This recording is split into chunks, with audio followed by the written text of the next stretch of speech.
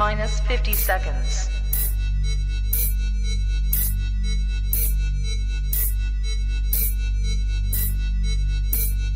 T minus 40 seconds.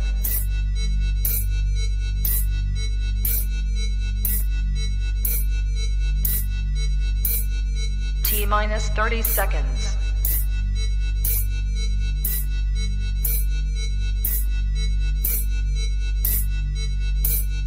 T minus 20 seconds.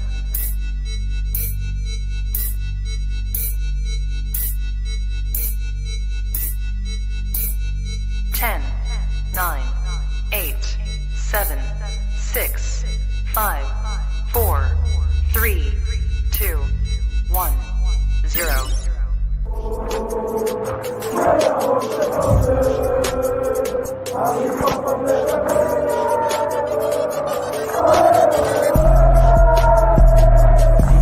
Shout out to Kop-Ish. Shout out to Kopish, guys. All the good work. The two legends, Emil Heskey, Howard Gill. Can't get much better than that guy. Yeah. You know what to do now. Like, comment, subscribe. I'm with legends, guys. Kop-Ish. Good evening, lovely people. I hope you're well. Welcome back to another Monday night live show. Hope you're well, people. As always, when we get behind the mic, please make sure you subscribe, comment, and like. Can you hear me, by the way? Yeah. You went a bit mad at the beginning, as in you weren't moving, yeah. but I could hear you. But cool. No, you're fine. You're fine. Medea. People, we have a lot to discuss this evening. We're going to speak about Lavia. We're going to be speaking about apparently us not getting a right back this summer. We're also going to be speaking about Arda Guler, the Turkish wonder kid who's been linked with us as well as other clubs in and around Europe. And also going to be looking at another subject, which I don't think many people are speaking about. I know I'm criticised for getting at Klopp quite a lot, but I think one thing people overlook, and this is the reason why I don't want him sacked, even though I am annoyed with some of the things he does. The grass isn't always greener on the other side when you leave Liverpool, but it seems to be even less green when you leave at Jurgen Klopp. But that is the last topic we're going to be speaking about. Let's start with Romeo Lavia. Drift, we've been linked with Romeo Lavia. Obviously, we've been using Southampton as a feeder club since 2014 now. Had a little break after Virgil, but it seems as though we're knocking on the door again. Nothing like an old link. I've asked you guys in the chat as well, would you want Lavia at the club? So Drift, I ask you, would you want us to sign Romeo Lavia? I like the player. I don't think there's anything wrong with us going after players that are young as well. I just think too many young players could be an issue. So it's a tough one because a 19-year-old, an 18-year-old being the two DMs. Because if we buy Lavia, I think we'll get rid of Flacco. I'm struggling in my mind to understand why we would slow down. Slow down. You get Valentino. Slow down, Drew. Slow down. Apologies, messing up the earlier. The next topic, but yeah. I just took my whole flow word for word, bar for bar. Bruv, it's just a coincidence, bruv. It's just a coincidence. All right, let me ask you then. You said the player's good. I agree. I think he's very good. Do you think he's ready to be Liverpool's starting DM right now, though? See, that's where the question mark comes in because just answer that question. Don't answer a relegation battle and trying to win the league are two different types of pressure. So he's understood what pressure in football feels like, but I don't think he I don't think he's ready for like a trying to win the league type of pressure. That pressure is a little bit different to a relegation pressure. Is he ready yet? I'm going to say 75% ready. So he's not ready then, in your opinion? Depends how much you need your player to be ready. 100%. If I said but obviously there's parameters. I'm only gonna if you said you're hungry and I said I'm only gonna give you 75% of food, you'd be like, well, where's the other 25% going? I might be all right with 75%. No. You'll live off 75%, but you're not going to get that full satisfaction, are you? I don't know, bruv. I don't know. It depends. It depends, bruv. Like if you said to me you were gonna get me, I don't know, a pizza with all the trimmings, but you forgot to get me garlic bread, I'd be upset. I'd be very upset. You but forgot that's to not get me 25. Garlic bread's not 25% of the meal. It Garlic is. bread- Well, to me, it is anyway. 5 to 10%. It's No, 5 to 10%. I would say garlic bread is 25% of getting pizza. I don't think so. I'd say 10%. Well, in my opinion, because I adore Yeah, garlic but bread. would that be your only side though? Well, wings as well. Exactly. So, all right. So there's no wings and there's no garlic bread then. So yeah, I'm gonna be really annoyed. Garlic bread's 10%, wings are 15%. That gives you a 25, and then the pizza's 75%. Yeah, You'll be full off the pizza, but you'll be thinking to yourself, could have done with a couple wings there. Could have done with a couple. But at least I'll be full though, right? At least I'll be full. That's the point I'm making. I'll still be full up. So I think 75% ready is all right for a 19-year-old. Yeah. No, but this is what I didn't want to speak about his age, because I know that's the thing everyone's going to say. Look at the future, and the future is a hell of bright for this kid. Like, he's brilliant for his age. Like, for a 19-year-old, he's absolutely brilliant. But is he Rodri brilliant? Is he Casemiro brilliant? Is he Declan Rice brilliant? And that's where I wanted to go to next. So one player I will speak about before we speak about Flacco and other players, though, Bichetic. We speak about, in fact, not even just us. Klopp speaks about not wanting to block the paths of certain players. If you put Lavia, who's around the same age as Bichetic, is that not in Bichetic's progression potentially? And would that make less sense of going for someone like a Lavia as opposed to someone slightly older? The reason why I don't necessarily think that it would be blocking Bichetic's path is because when you look at the way our midfield should be rotated and the amount of games that we play, etc., I think there's room for two DMs to both flourish. And I think it will just depend on like tiredness, fatigue, etc. So no, I don't think it would hamper Bichetic in any way. No more so than it would hamper Bichetic if Flacco stayed for another season. No more so, I don't think. No. Okay, I disagree. I think it would hamper Bichetic because they're around the same age, and unless you're going to rotate them, I don't know if Bichetic's going to be able to thrive as much potentially. But at the same time, I'm always an advocate of saying cream rises to the top. If you're good enough, you'll still shine regardless of who else is lighting up the room. So again, just a situation there. And just on that, bro, because so we don't have to come back to Bichetic. What I think we need to kind of remember, and it's literally just come to me now. He can play as an 8 as well. Well, yeah, there is that as well. But please don't get mad at me, everyone, because I know this is going to come across as bad mind. I know it is. But he was fast-tracked into the team this season based on how diabolical we are, how much we lacked bodies, etc., right? I know he's had a taste of the first team now, but I'm going to be real with you, Cal. If we buy an adequate DM who's doing the job, if Bichetic has to go back in the under-23s, that's life.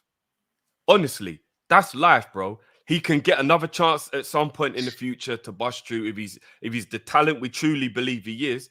The cream rises to the top eventually. He'll get back into the first team. Do you know what I mean? But it ain't the worst thing in the world if an 18-year-old goes back and plays under 23 football. Like, it's not. We've got adequate replacements. Do you know what I mean? Because that's just the level that he's technically supposed to be at anyway, bro. Well, can I ask, do you think Lavia is head and shoulders above him as a player? No, I don't. I don't think he's a better player, full stop. But I think he's probably slightly better defensively than Bichetic.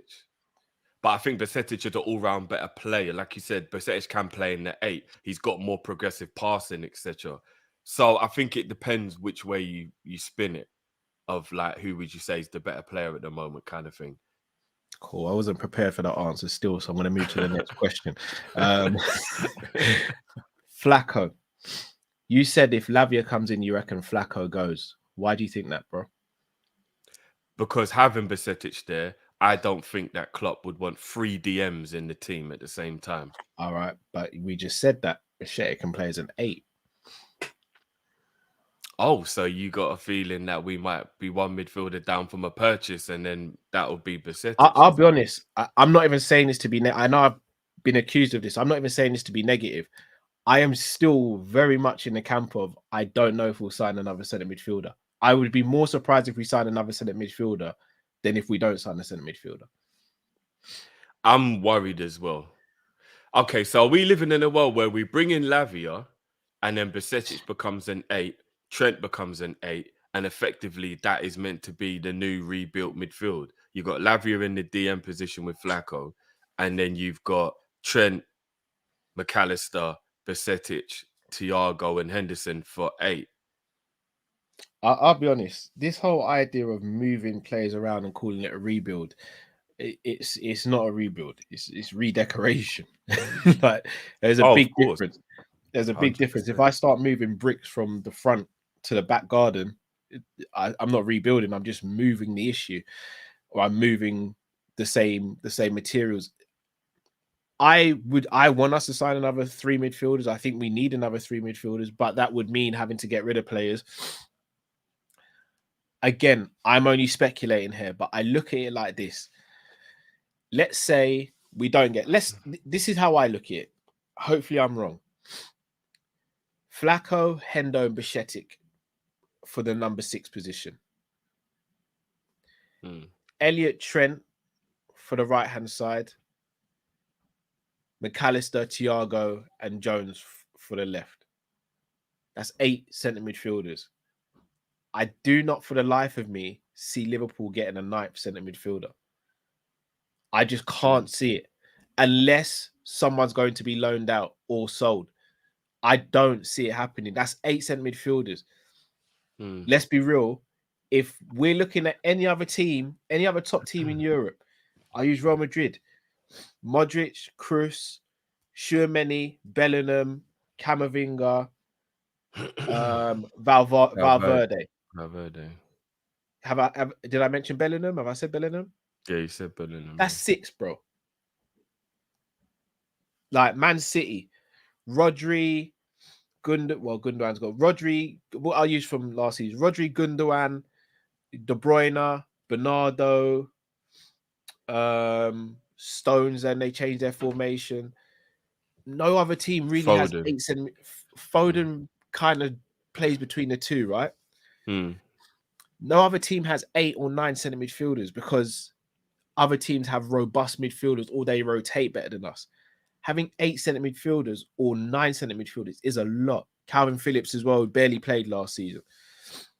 But my point is, unless we're going to move players on, I don't see us getting a 9th centre midfielder unless even, all right, shout out to Park Life Manager, even if Elliot becomes the backup right winger solely, that's still 7. And then, again, I'm not even saying this to take the mick. Klopp could conceivably turn around and say, Tyler Morton's been out on loan, and I'm not even saying this as a joke. Tyler Morton's had a good loan. No, Drift, I'm so dead. No, I know. I'm just waiting for the comments. No, I'm laughing so because I know the comments. Tyler Morton's had a good season out on loan. So did Harvey Elliott. We were all happy with Harvey Elliott coming back and getting some game time. Tyler Morton, in my opinion, will get chances this pre-season. So who's to say Klopp doesn't look at him and go, why shouldn't I give him a chance? Now, again, I don't agree with that, but I'm just trying to use a little bit of logic and looking at the overall perspective. Again, I want us to sign 3 more centre midfielders. I want us to sign a 6, an 8, and a 10. But I don't see it happening. I think at most we sign 1 more. So, Drift, I don't know about you, but I'm a little worried. Yeah, you've made me. It's food for thought. Something that I didn't think about. But sorry, before I let you continue, if Lavia comes in now, is he better than Fabinho straight away? Does he say to Fabinho, I take your spot? No, I don't. I know everybody is thinking about how bad of a season Flacco had, but if you're just being logical, I don't think a 19-year-old just automatically comes in and takes a senior player's position in the team. Sorry to cut you again. Forget about age. Just a player. No. Is he better than Flacco right now? No. I'm not going to do the whole just off last season because Flacco had a bad season. No, I wouldn't say he's better than Flacco. No. And this is my point. You know my thoughts on Flacco. I don't know if Lavia is better than him right now, or just Lavia just had a better season. This isn't a Rodri or Declan Rice or a Casemiro or one of these, or a Ugarte. With all due respect, I don't know if he's better than if Lavia is better than Flacco. So yes, he's younger. He's probably more mobile, but I don't think he reads the game as well, and I don't think he has the other attributes that Flacco has. But as always, I like to prepare a little something before these shows. So what I have done is done a little bit of comparison here. So that's not very clear, is it? Shall I make it a bit bigger? I can kind of see it. Is that better? Yeah. All right, cool. Yeah. So what I've done, I've compared Lavia with Flacco, Ugarte, Declan Rice, and another player we've been linked with who could potentially play the 6, and that is Manu Kone. So I've just compared their league seasons from the season just gone. So in terms of games played, Lavia played the least amount, hence least amount of minutes. He's had the least amount of touches, but to put that into context, he did play for Southampton, who are the worst team out of this lot. In terms of ball recoveries, he's had the second lowest. Only Flacco's had less. Possession lost is where he does seem to shine, though. He loses possession a lot less. However, we don't know how many passes he's making. In terms of non-penalty goals, only Declan Rice has more goals than him. Assists, he has had none. Flacco's had 2. Declan's had 2. In terms of chances created, again, not poor. Declan is abnormally head and shoulders above everyone there, but Lavia is only 1 behind Flacco, 1 ahead of Ugarte, and only a couple behind Kone. I think Rice takes corners sometimes and free kicks, don't he? No, not really. Not really. I'm sure, but anyway, yeah. No. He has attempted the least amount of passes by quite a distance and completed the least amount. Again, that to me is a little bit of a concern. Long range passes as well, quite low. We know sometimes we use that as a weapon when teams play as a low block, or when I get our wingers isolating a fullback. Through balls, he does seem to favor trying to get on the move, though, and trying to get the attackers in, which is always good. Passes completed in the opposition half, again, he's the lowest there. Forward passes, he's the second lowest. Duels contested, he is up there. Well, he's third. Tackles made, again, the lowest. Fouls conceded, though, is the second least. So it shows he is very mature for his age in terms of knowing when to and when not to take or going for a tackle. Fouls conceded, again, pretty low. Aerial duels, again, very low. He's not the tallest of players. Ground duels, again, ranges in the middle there. Flacco, I'm not going to lie. Flacco's stats, reading this, Flacco's stats are really concerning. Ground duels 1, not done bad there either. Clearances, again, mid-range. Interceptions, not great there. And then blocks, so-so as well. Again, we know he's 19. For me, I look at these stats, I look at him when he plays, and I think as a 19, if we had a prime Flacco and we needed a centre midfielder or a 6 to come in and be his understudy and give him rest and rotation, I'd be all over the Lavia signing. But we don't need that. We need someone to come in and replace Flacco. We need someone to come in and tell Flacco to sit on the bench. I don't know if he's the guy, Drift. I don't know about you. Yeah, no, I know what you mean. He's a project, and we've got quite a few projects already going on, and that is the worry, right? The other thing that concerns me again, I know you keep saying about the age, but it is just the maturity. I know some of them stats didn't show immaturity, but like 19-year-olds do buckle under pressure a bit more. They, you know what I mean? There's just a few things that like when you're, because it's just natural, man. Not everybody can be a freak of nature and be like Lionel Messi and like just take the world by storm and never look back. Do you get what I mean? Like most of the time when you're 19 years old, you're going to feel the pressure.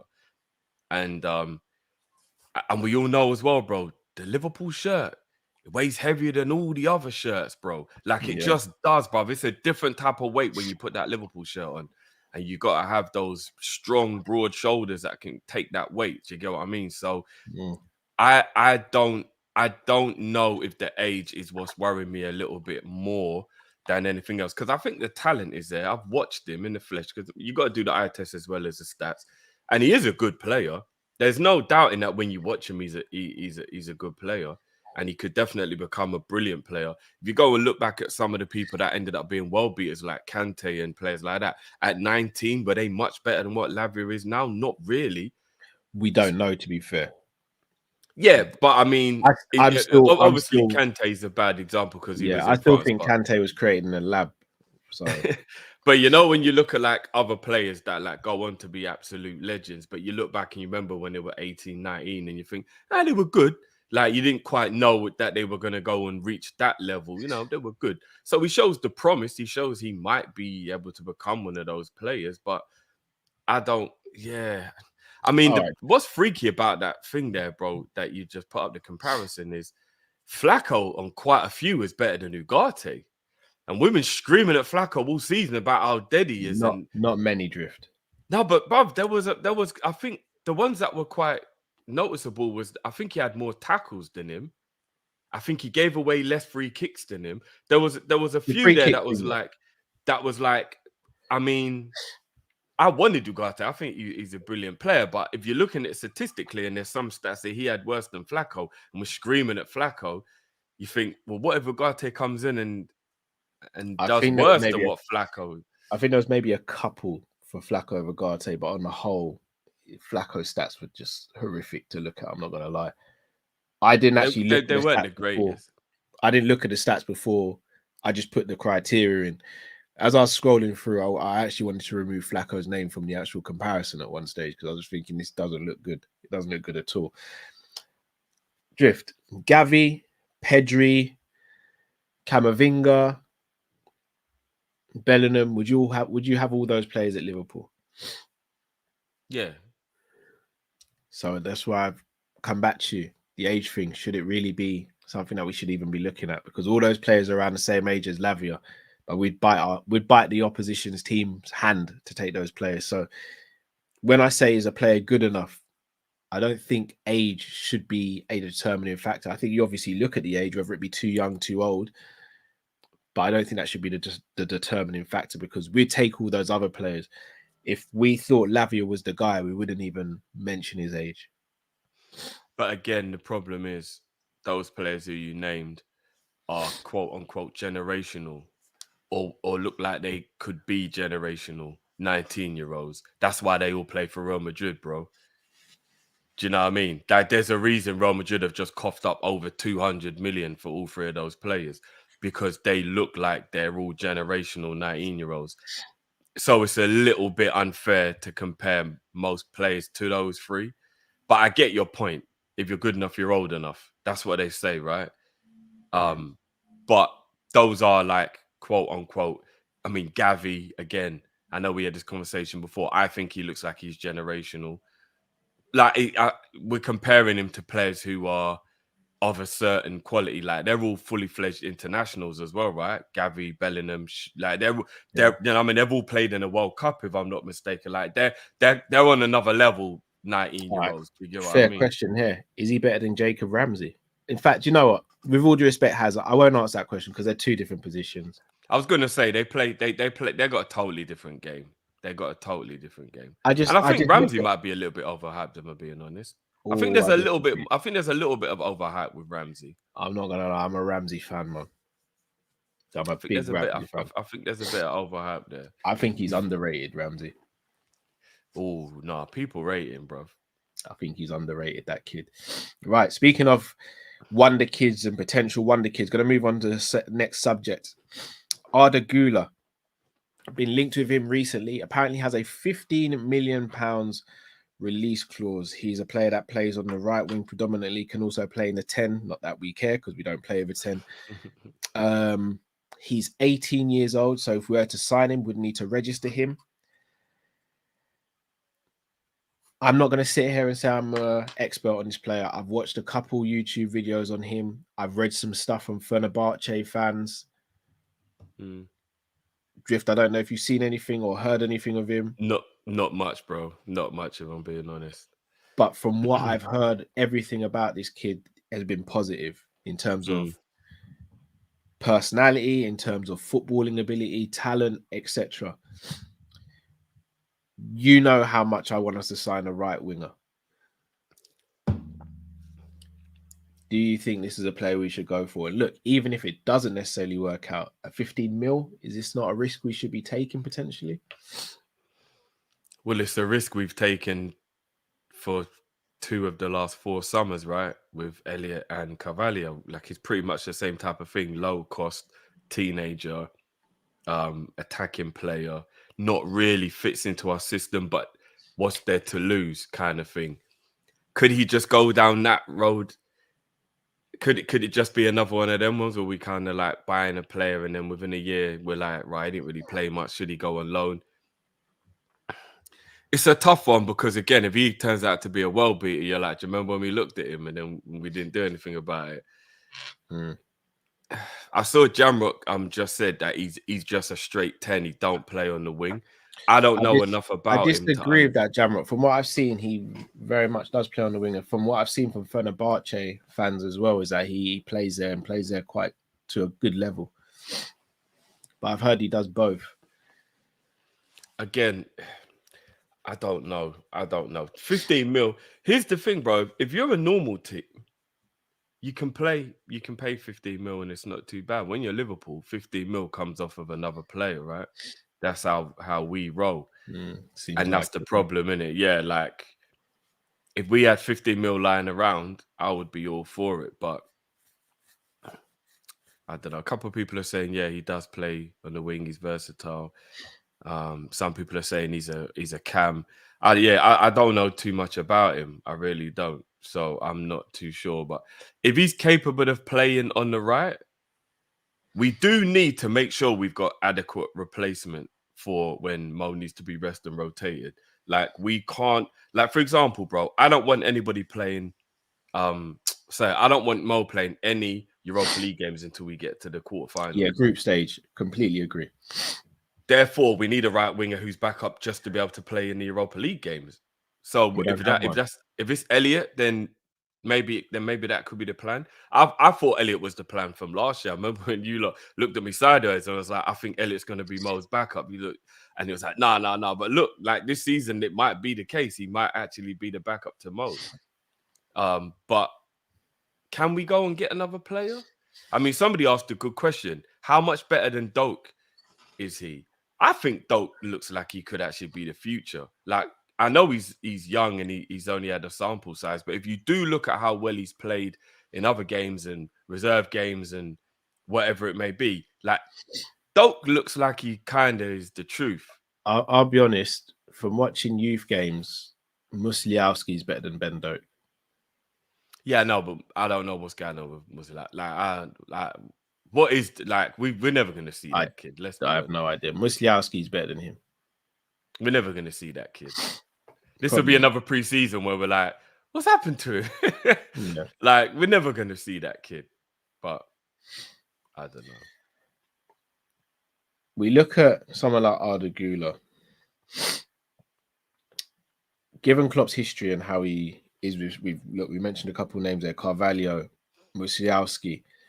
He's not covering himself in glory at the moment, bringing some of these youth players in and giving them a chance or an adequate chance. If we were serious about trying to sign him, do you actually think that it would be... Do you think the player would look at the situation and go, nah, not picking that. I see what's happened to him. I see what's happened to him. Is he even gonna rotate me with Salah, let alone have me on the bench or anything? Do you think that could be an issue? for Nah. him or any other player. Well, him specifically, no. And I mean this with the greatest of respect because I know the Fenerbahce man them are at a different level. Fenerbahce is nowhere near good enough for him to think about all that. He would just be so happy Liverpool are coming to get him that he'd feel like the world was his oyster in that moment. And again, I'm making an assumption, but I'm making an educated assumption. If you play for Fenerbahce and you hear that Liverpool want you, you don't start thinking where will I play and what. You just ask where you can sign. If he was playing for a team that was in a way better situation, It is his childhood team, no Drift, to be fair. No, I hear that, but he must have aspirations. Like, remember, you got to think about the money that's going to be made and stuff. Yeah, but like he's that. still young, though. He's still young. He is. But how many clubs are more elite than Liverpool? A handful. Like, we got to remember. Elite, though. It's about the opportunity as well. It is, but I think a lot of times we forget that you just hear that name and you just go. I think that's what Carvalho did. I don't think Carvalho even thought about his future. He just knew he was playing for Fulham and Liverpool won him. And he's like, I'm going. It's Liverpool. Yeah, but he's based in England.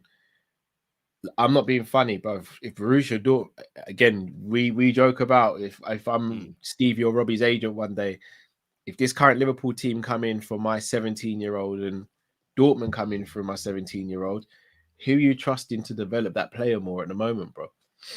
Well, then that goes down to, are there any other teams in for him? I'm talking about like Liverpool have come in for him and there aren't other teams. And it's just like, there's other teams, bro. Does he stay at Fenerbahce or does he go to Liverpool? If there's other teams involved in him, I'd need to know who the teams were, etc., etc. And you're right. A team like Dortmund, they're very good at developing kids. So maybe he might think to himself, should I go there? If you look at some of the other clubs around the world that are in better leagues, like maybe like, who would be in the French league? Maybe like Monaco or maybe like Ajax or PSV. Maybe some of the clubs that are like playing the leagues that are less than English leagues, but they're still well-established leagues. Possibly, yeah, maybe he might go to one of those teams who do develop young kids. But I was thinking about just, he's at Fenerbahce and Liverpool want him. Do you stay at Fenerbahce or do you go to Liverpool? I don't think many players will stay at Fenerbahce. I think that'd all be like the allure of Liverpool would be too much. The Premier League. Because remember, on top of that, the Premier League now is where everybody wants to play. So if a team in the Premier League goes to get you, I think that helps no matter what. Like, no disrespect to West Ham. They just went and signed Paqueta, who was one of the best up-and-coming talents in Europe. I think the Premier League was a part of the allure of him picking West Ham. Not just he wanted to play for West Ham. A lot of these players want to play in the Premier League now. So I think that would come into it as well. Fair points. I'm just going to bring up a list of players that are actually in for him. Apparently his dad wants 18 to 20 million in commission. Jeez, that's more than a release clause to Ross. Dad looking to cash all the way out. Fair enough. It's going to turn a lot of people off. Again, we don't know if this is a made-up story or not, though. So apparently Real Madrid want him, Arsenal want him, AC Milan, Ajax, Dortmund. There's some teams in there. Those type of teams he might pick because he'll play week in, week out. AC Milan, that would be a good move. So those kind of teams maybe he might pick. All right. Let's hit up some of these supers before we start speaking about the right back situation. If you haven't already, guys, please do smash the like button as well. Subscribe if you're new to the channel as well. On the road to 30k subs. Love to get there sooner rather than later. Big up to Sultan, says Lavia is good and has potential to be world class and would rather have Kone than Thuram. And as for left centre back, did you see Lukeba plays for France under 21? Seems good. 20 years old, valued at 20 mil. I'll be honest, as much as I've wanted to sit down and watch some of these Euro games, I have not had a chance to. I've only seen highlights of the goals. Only France, Italy, I'll watch live. It's a brilliant game, but that's the only game I've been able to watch live. I agree as well. I'd rather Kone than Thuram. Coming around now, yeah? Bro, I told you. Sure, there's something about Kone. If we get Kone, all I want to see in the chat is just flower emojis. That's all I want to see. bro. And I'll Kone, never speak about it again. I just want to see flower emojis. was it Friday? It was Friday when we were talking, innit, about the comparison Mm. between the two, bro. Kone's just elegant, bro. You know me, bro. Like you know, like some people like to go to the ballet because they want to watch elegance. Yeah. I'm like that with football, bruv. I just like watching elegance. Kone is elegant, bruv. Don't get it twisted. Like he's about it if he needs to be, but he's elegant, bruv. He glides with the ball. No, I hear it. Like I'm not gonna lie, bruv. Kone is better than Thuram. We gotta keep it a buck. But if we're gonna get either of the two, I think it will be Thuram, and I got no issues with that. But Kone is the better of the two. He is. Like we just gotta keep it a buck. I think Really, we're kind it of should be going for the both. wrong player, to be honest. It should be both players. Let's be real. Like they're not they're not priced at a price where you shouldn't be able to get both. You should be able to get both. Like, oh yeah, without a doubt. But again, doing that would have to sell someone, and FSG would have to pull their finger out, and it seems like their fingers constantly up their batty at the moment. So Vitu says Fab won't be sold. Too valuable versatility wise, especially with no Milner. Oh, I'll read the rest. Fab has played right back 100 times in his club career. With all these midfield signings, Fab might be shuffled around CDM, right centre back and right back. Vitu, I'll be completely honest with you. Flacco hasn't played right back since 2015, if I'm not mistaken. If I saw Flacco lining up at right back for Liverpool Football Club, I'd turn pale. Like, no, I would. I'll be honest, just the thought of it. And again, I love Flacco, but Flacco at right back in our system, like, oh my, like, Flacco versus Matoma. You guys want to see that? Because I don't want to see that. Flacco right centre back. If we play inverted with Flacco right centre back, I'll be honest, Vitu. I don't think Flacco's versatile at all. In fact, I hate to say it, he's probably our least versatile midfielder now. He can't play right back. He can't play right centre back, and he can't play as an 8. He is just a DM now. I disagree. I think you could squeeze him into playing centre back if push came to shove. No, Drift. If push came to shove, I think you could. I think you could put him there. I'm not saying he'll be brilliant at it, but I wouldn't go as far as to say that I don't think he could do an emergency job at centre back. Who would you play him over at centre back? No, I'm talking about an emergency. I'm talking about like if there was like a crisis going on and he had to go back. I'm taking that over. If we're playing him as an emergency, that means everyone apart from Nat Phillips is injured. Well, Nat Phillips is going. Nat Phillips won't be a Liverpool player. This is my point. I'm starting Nat Phillips over Flacco at centre back. Yeah, of course. 2020. But Nat Phillips is going though, bro. So we're talking about like we've got our 4: Matip, Van Dijk, Ibu, and Gomez, and there's an injury situation, and Flacco's got to play at centre back. I'm saying I think for a one-off game, it wouldn't be the worst idea in the world if you had a bit of an issue. But other than that, yeah, I wouldn't be playing him at right back. No way. Yeah, I need to take some water, man. I just for Fab. Do you know how ugly that could turn? Because you got to remember, if Flacco was playing as a centre-back, Cal, but he had a proper DM in front of him, like say we did buy a Lavia or something like that, and he was filling in at centre-back and there was a good midfield in front of him, it's not like he'd be getting constantly got at. Do you know what I mean? Like we'd be in control of the game a lot. He'd just have to use his intelligence. I'll be honest. Haaland, I wouldn't want to see him versus Haaland. I wouldn't want to see him versus Gabriel Jesus. I wouldn't even want to see him versus Nketiah. Chelsea, God only knows who they're going to play as striker next season, so I leave Chelsea out.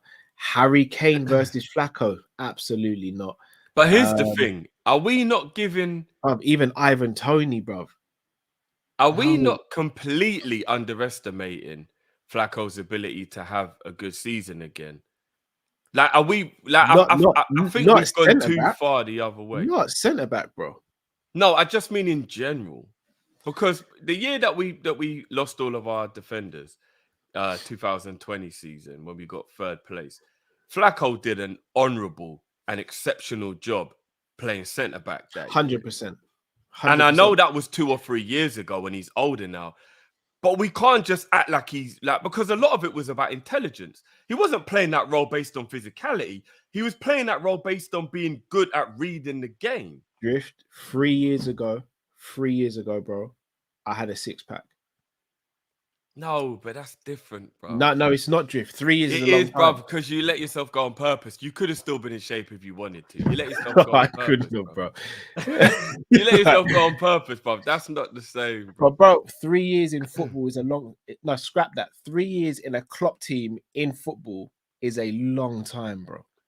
But I think centre back is a lot about intelligence, and he's still like, look. I'm not saying I want to see it.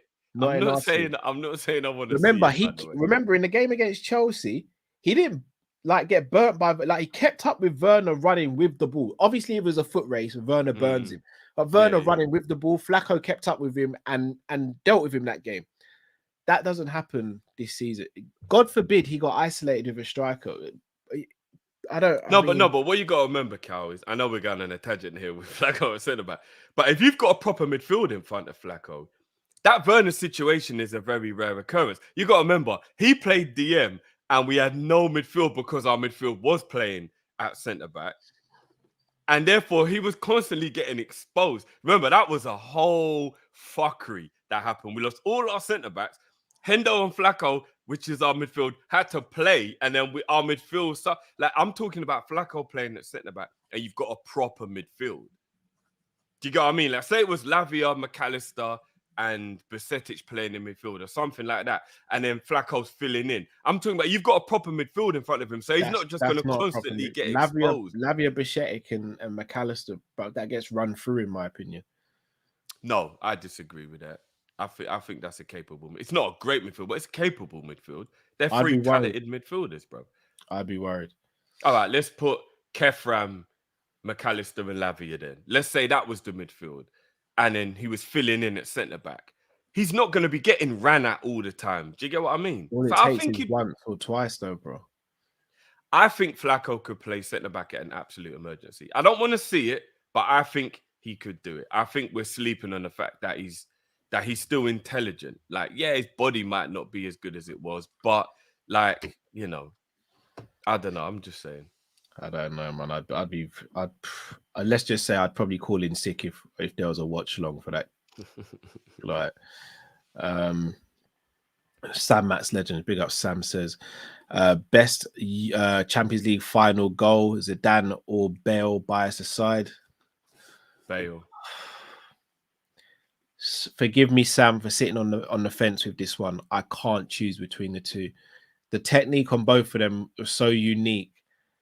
Bell was instinct. Zidane had to wait 16 years for the ball to drop and still hit it perfect on his weaker foot.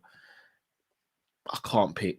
I'm sorry to sit on the fence, Sam. I can't pick. 2 phenomenal goals. Still think keeper could have done better with Bell's one, but it's still a phenomenal goal. Both goals are absolutely sensational.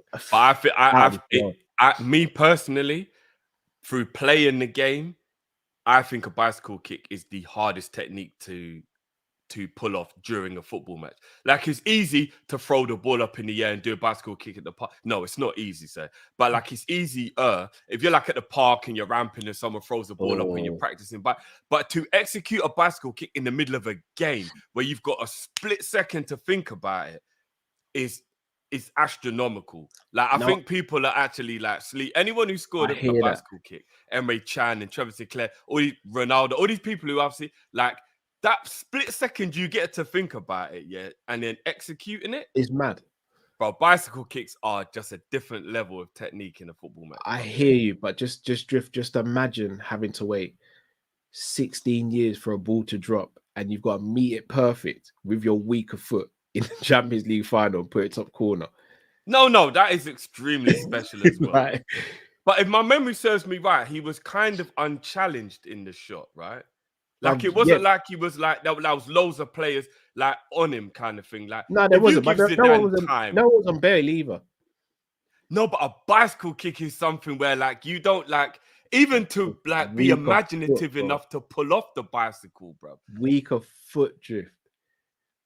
No, but Zidane don't have a weak foot. That's the thing. That's Right, a he little had bit a- of an all right. anomaly in that scenario. He Zidane doesn't. If Salah is hit a right foot volley like that, I'll call that weaker foot. not. But like Zidane didn't really have a weak foot. Bro. Technicalities. Yeah, is like his weakest foot. technically, Zidane didn't really have a weak foot, bro. He didn't No, really. I hear it. Look, I don't hate on anyone who goes either way on that one. That they're two of the best Both goals goals. were sensational. Forget about Champions League. They're two of the best goals I've seen in my life. Full stop. So yeah. Sultan says Ugarte was there, man. I don't know what the F we are doing this window. We seem lost. The rumors are all over the place, and I'm tired of all the rumors. To be honest, it's annoying. Yeah, I'm struggling to see what the plan is. There was talks that Klopp wanted everyone in before pre-season. Klopp was saying his phone's going to be busy in the summer. I mean, has he run out of credit? Like, what's going on? Like, because not much is happening. Ems knows. I'm not gonna bring it up. Ems knows. That's a brilliant way to look at it. Ems knows. Yeah, let's keep going. What did Em say? People can have a look. Like in terms of like picking between Zidane and Bell, it's like he hit the nail on the head. Still, I mean, perfect. I'm taking Christina. Just make sure I'm safe. Million. Gangan Deep says, don't get this being negative narrative when pessimistic fans are going off Liverpool's negligence in previous windows. We haven't had a great window since 2018. Some of the fan base need to wake up for F's sake. Gangan Deep, if I could be near you right now, I'd give you a hug. Thank you for that. Been battling on Twitter with a couple of people recently on this. Makes zero sense to me. Sam Mex says, would love Arda Guler from Fenerbahce. Thoughts? Yeah, we just went over it, brother. I would take him. Diaby would be my first choice. Obviously, I don't get my first choices.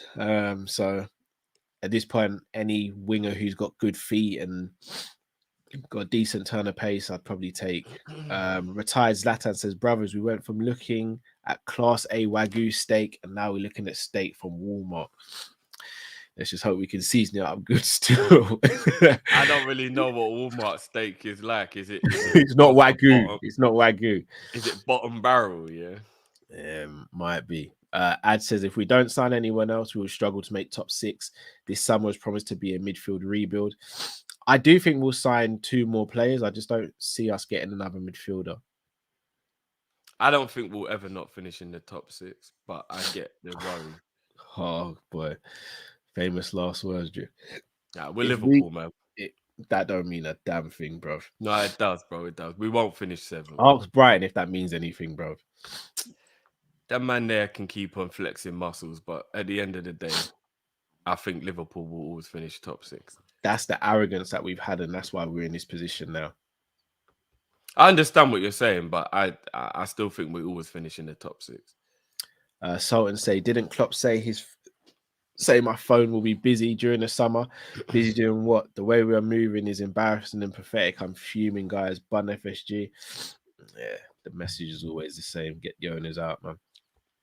Retired Zlatan says, Klopp, I'm going to be busy on the phone. He's busy playing Smash Bros and Angry Birds. Dear me. Yeah, I hear Do people still play Angry Birds? Don't even know. That game was frustrating. Naby's last ride says, Tonali is Newcastle's Trent. Battle of assists on. It's another player we could have at least tried. Cal, don't get me started. You know I wanted Tonali. And you know I was told, now he's a Milan boy. There's no point. Although one thing I will say, though, I heard a little bit of inside information that Tonali is really upset at Milan accepting the deal. And it's almost a little bit of that, you know, when the player's kind of forced to go because the club are in a financial situation. I got to be honest, if he's professional, it might not be an issue, but we all know when a player is forced to go to a club, it could be problems. You remember the Di Maria Man United scenario where he didn't want to go, but he was forced out. Like, I'm not going to lie, bro. It isn't ideal when a player's not on board. It's not. I know Newcastle would just be happy Tonali's through the door because he's an absolute talent.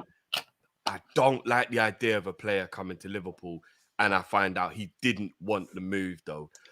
So Newcastle fans, hold tight because that could get a bit techie.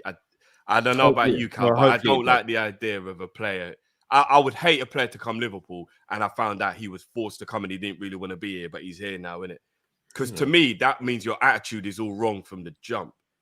Do you get what I mean? Like, so we'll see, innit? We'll see on that one. Well, I hope it doesn't work out, to be honest. Like, I don't wish anything bad on him personally, but I'm here for Liverpool only, innit? Vitu says, I hear you all, but honestly, we're in a crisis at right back and right centre back. Trent is still shaky defensively. Joe was useless. So question, Joe Gomez or Fabinho at both right back and right centre back to back up Trent. Who you picking? Gomez, bro. All day. All day. Twice on a Sunday. I think it's very understandable after the type of season that he's had that people are worried about Joey. But again, like, Gomez at right back has never really let us down. Even in this season when he was crap, he still was good when he played right back. Like, I think people have to understand Joey at right back can work. Yeah, I agree. For me, it's more a case of can he stay fit for a season playing right back, and I don't know. That's that's definitely a thing. But Joey's never let us down at right back. That's the next topic. You're doing it again, bro. That was the super chat. I know, but you still are doing the most. Sultan says Fab versus Matoma, Grealish, Rash, have mercy on my soul. Trust me. No, Rashford versus Flacco is not a battle I want to see. Never. Samax Legend says this is not a rebuild but a reshuffle like in politics.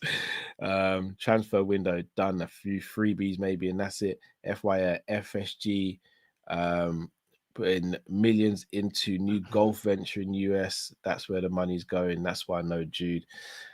All right, so Sam, again, I hate to say it, FSG aren't spending Liverpool's money to do the golf thing. They're just spending their own money, which is why we hate them, because they would never spend money for the betterment of Liverpool. It's always a case of you make what you use what you make. They will never do that for us. They're never going to put themselves on the line for us. They just won't. But I don't want to push a narrative that they're taking money out of Liverpool's pockets to fund something else. Can I ask you a question then, Cal? Let's not go on too much about it because it's a conversation that rattles the boat a lot. Do I think FSG should F off? Absolutely.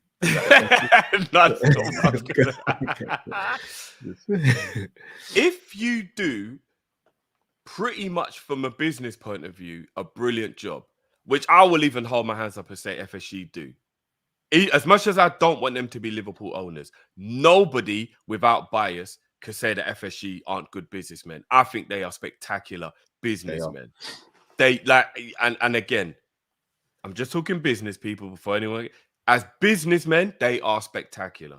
They do exactly what it takes to do what's necessary to make the commercial side work, all that kind of stuff. They are brilliant at all of that stuff. But that being said, though, if you never put your hand in your pocket and spend anything more than what is made from the club, if I just gave you yes or no as the answer, are you a shit owner or are you a good owner if you never put your hand in your own pocket? Are you asking me that? Yeah. I'm you know what my answer is. It's the reason I want them out. But what I will say, Drift, our ambitions and our expectations are different from theirs. So in their mind, it's perfect. Champions League or European football every season, maybe one season out here and there. All they care, anything above a Champions League qualification is a bonus, bro. It's a bonus. So would you actually call them shit owners? From a football standpoint, yes. But I can't. No, do you know what? I take that back. They're not, because it's 50-50 on the business side and the football side, right? As you said, and I agree. That's why I asked. On the business side, they might be the best. They might actually be the best. When you look at where we've come from to where we are now in terms of commercial value and all that, they might just be the best from a business standpoint. But from a footballing standpoint, they're fresh poo. like from the bowel, like. And So that's what I'm saying. When they you won't marry even the close two the together, toilet. They won't close the toilet lid. They don't spray out the bathroom. They don't open the window. They are just steaming stinky doo doo from the footballing standpoint, and they always will be because they don't care about football. They care no, about their profile, their 100%. portfolio, and making enough money where it remains viable. So marrying hey, the two together, you would say that they are still crap they're owners. out of 10. They're 5 out of 10 owners. I don't want 5 out of 10. I don't want anyone at the club to be 5 out of 10. I agree. So, but it's all right though because they saved the club and all that. So, yeah, they're fantastic. Punjabi Firmino says, worry Thuram is clumsy. Kone ball sticks to him. I don't think Thuram's clumsy. He's just not as refined as he will be. But once he gets refined, Thuram's going to be a special talent. Whoever gets Thuram, he's got a gem. Absolutely gem. Skip to my Lou says, big up Drift and Cow. How can you become a member? All you got to do is click the link in the description and you'll become a member. Some news on that soon as well. So stay tuned for that as well, guys.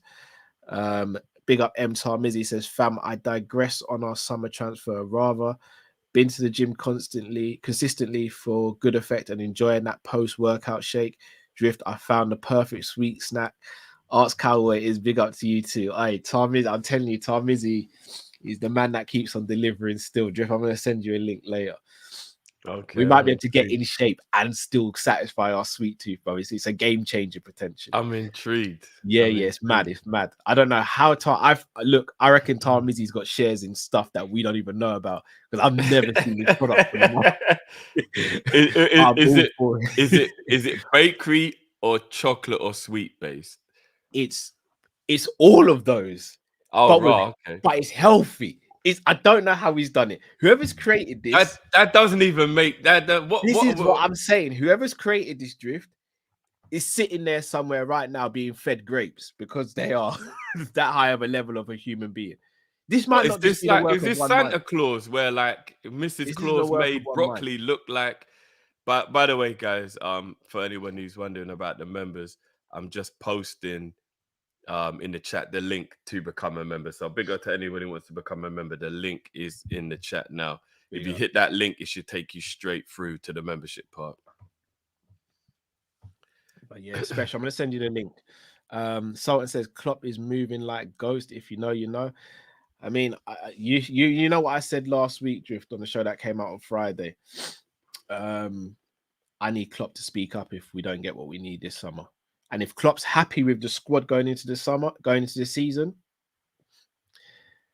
I'll be honest, I'm a couple of quotes from a press conference from really kicking off on my on a man that I hold in high esteem still. Sometimes it's best to just keep your mouth shut, and I think Klopp needs to do that at the moment. Start producing. Shabazz says, I think people are forgetting. Klopp says if we have to wait 6 or 7 weeks for a sign, it is not a game changer. The better players you want is harder to get. That's true as well. But how often do we wait 6-7 weeks for a player? Honesty says, I understand the frustration, but people need to realize this ain't FIFA. We live in an era that we want instant results. It don't work like that. Honesty, I hear you, but we've needed a midfielder since 2020. 3 years.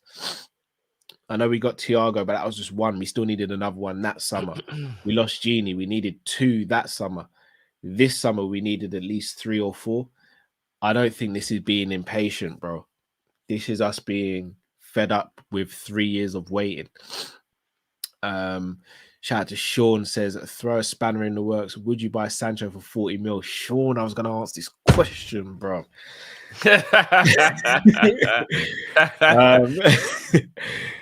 I'll ask you and I'll ask everyone in the chat. Not for 40 mil. I don't want that bum anywhere near my team, man. Obviously, I can't say that about Sancho. I'm a fan of Sancho. 40 mil. No, only because the positions that he plays in, we're stacked in those positions. We don't play. He's a right winger, isn't it? Not really. I don't. Isn't think that predominantly where he played for so. Yeah, Dortmund on the at right Dortmund, wing? but I don't. That his best position is actually a 10. I don't know what Sancho is, man. No disrespect to the kid himself, but as a player, nah, he's not it, man. I've said it. No, I you said did. it. You did. And he I might think- prove me wrong if he goes to another club and it's just Man United. And fair dues if he does. which But wouldn't be beyond the realms of possibility. I'll be honest. yeah, that is Sancho true. all right, Sancho under Klopp. You wouldn't think Klopp could get a tune out of Sancho. There's something about Sancho. Klopp. We're All talking about Klopp drift. All right, this is going to be controversial, but you know, I can't help myself. I just got to be honest. If he had anything going on in his personal life of a devastating type of level where, like, there was a death in the family or there was any kind of thing where your mental health being called into question is completely understandable, then absolutely fair dues. But if his mental health issue was just purely based on the pressure of playing for Man United and people being bad man in the media and that kind of stuff, with all due respect, you got to man up, bro. So, and if he's that weak mentally, this is what I've heard. like I like, do you know what I mean? Like it has to be. So this is what I've heard. Oh, well then there you go. So that's what I'm saying. So something like that, I get that because that's a real life issue. So that's cool. But again, that's because they didn't tell us what was going on. And again, I'm guessing that's still rumors based, right? I don't know if anybody has a confirmation. So like I said, if it's something like that, it's totally fine. But if it was just the pressure of playing for Man United, then that's when I'd have an issue because you can't be taking time off for that. So that's what would worry me as well. Like, what is going on with the kid in terms of like motivation and all that kind of stuff? Psychedelic scientists, not even to call you out or anything, bro. When it comes to mental health, money don't change that. Like, we have to get out of this narrative. Like, millionaires commit suicide. Like, it's not a money thing. Like, we've got to stop doing this. I know none of us here in this chat or anything is getting 300k a week or any sort of money like that. But I promise you guys, if you have a bereavement or anything like that, or something in your life happens, you're not going to be looking at your bank account and going, oh, 300k. Oh, it's all right. They've gone now. It's fine. Like, we have to start being mindful of what we're saying here, people. Like, no amount of money in your bank account can constitute for losing a loved one or anything like that, or anything like that. Like, lost my cousin a couple of years ago. If you gave me £1 million on the day that happened, you think I'm gonna be all right? Like, come on, man. We gotta be. I will say though, bro. I think about 80% of the life's issues that cause depression are poverty related. No, but we're talking about this specific situation, though. Where yeah. No, but I mean, in general, I think money does help mental health, because I'll say 80% of mental health issues are somewhere around poverty or something that's to do with. So why do so many rich people have mental health issues, bro? I mean, I don't know what the numbers are to know if that's a fact or not, but like, there are other pressures that come with it. But I think the majority of people who have mental health issues, it's normally down to the day-to-day pressure that life puts on you of paying for bills, being able to provide for your family, and doing a lot of stuff that if you was all of a sudden click of the fingers rich, a lot of those pressures would go away. So I'm saying to the everyday man, I think money does cause about 80%, because you got to remember that stress then leads to health issues. You run yourself into the ground and then you get health problems because of it. Like, money can help with a lot of issues, but obviously when it comes to death and stuff, 100%. There's a reason the saying is more money, more problems, bro. There's a reason for that. I don't know, man. I don't know about that, but I mean, I've never been a millionaire, so maybe I'd have to get there to know. But I still think there's a lot of people who go through a lot of stress in life, and it's poverty or money related. And if they didn't have those stresses, there'd be a lot more. Not even to go on a massive tangent. So I tell you why I don't buy the whole money narrative.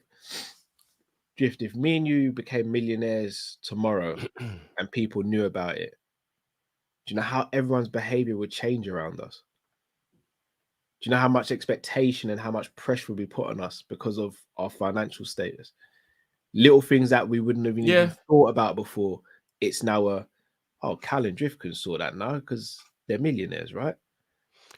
But I You think got, that pressure is and still then you got to easier think than about no, bro. how do you keep a roof over your head, or No, Drift, because you got to think how do about I your pay safety for my net. kid to do this, or I No, still Drift. think those pressures are harder than It's a family members different. It's a bugging you for different money pressure. and stuff like that. It's a different pressure because then it goes from, is this person around me because they want to stab me in the back and get that money?